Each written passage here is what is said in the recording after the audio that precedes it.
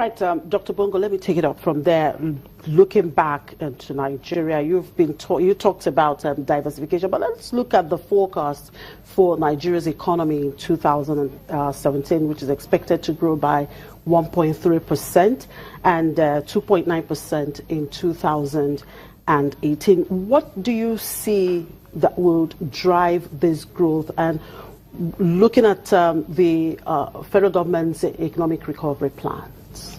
Okay. Well, I think I have written something on the economic recovery plan on my column some weeks back.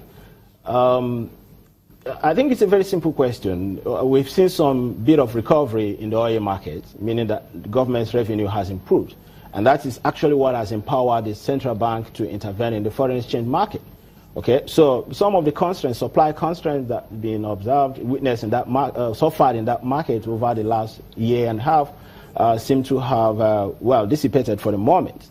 Now the question is the sustainability, because between January and now, the federal government, the CBN, has pumped about $4.4 billion into that market in order to, strengthen the Naira to a certain level. But is that sustainable? So given that intervention in the foreign exchange market, meaning that imports are coming in, so manufacturers have started to get some of their inputs, and therefore production is increasing. And that is why we see some bit of optimism in the PMI.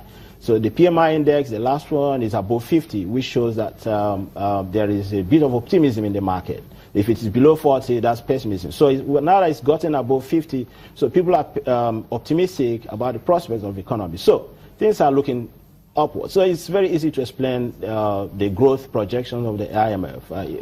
The rigidities in the foreign exchange market have been removed, and then there is an improvement in government's revenue. But that is not the solution to our problem. Now, from the interview Bolson had with IMF executive Bebe, he did say that the issue in Sub-Saharan African economy has gone beyond commodities.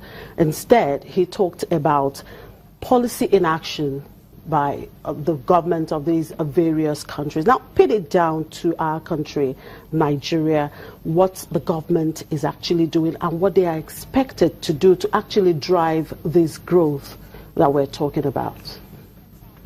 First things first, I think it's a very simple matter again, the ease of doing business. Okay, I was sharing with some people some days ago that it is actually cheaper to manufacture in the UK than to produce in Nigeria. So why would a company, why would any factory relocate from the UK to Nigeria? Why would anybody outsource anything to us?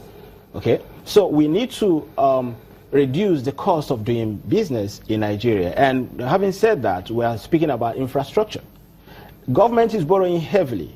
And again, because driven by the low debt to GDP ratio, which again I have addressed in my column last time, that is a lame statistics.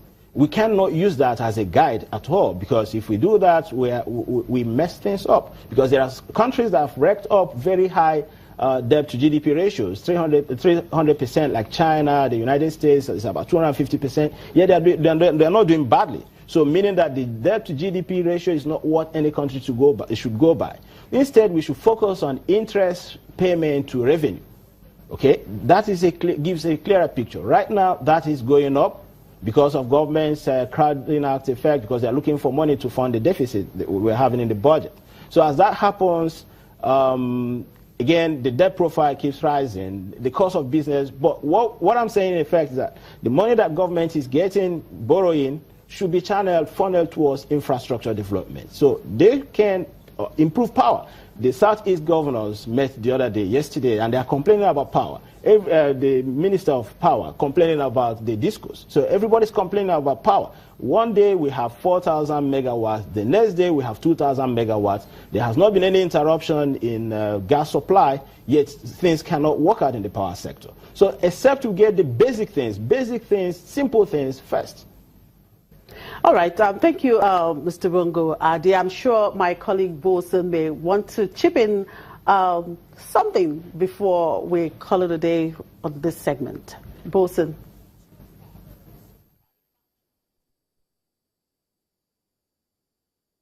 Dr. Bongo, if you look at the informal economy, it's also highlighted in the report that is being launched in Abuja today and is being discussed also in Dakar, Senegal. How important do you think the informal sector is important to Pan-African or Sub-Saharan Africa, a new economic growth direction when we talk about inclusive growth? Where do you think the informal sector actually come in here? The informal sector is very critical because the Sub-Saharan African economy our economies are largely made up of informal economy. About 80% of the economy is informal.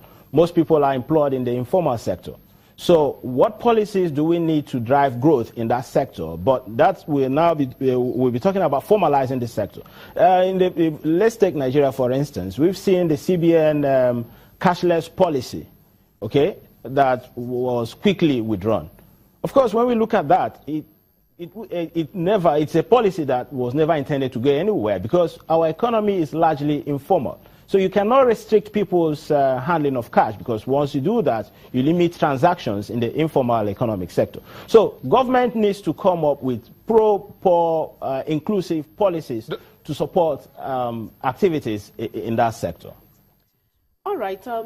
Finally, and just a quick one, what's your outlook? We're expecting the GDP numbers to come out. Yeah, what's your outlook? I think, first, Nigeria still remains a heaven of opportunities. So I don't want to go down the road of pessimism. There are so much unharnessed opportunities. Richard Quest was here last week or 2 weeks ago, and he said that Nigerians are thriving in spite of the government. Okay, so if the government could just do the right thing, the policy delay has become a major problem of this administration. So policy flip-flops, delays, if they can be consistent, and I think that is one of the recommendations the IMF report that came out today gave.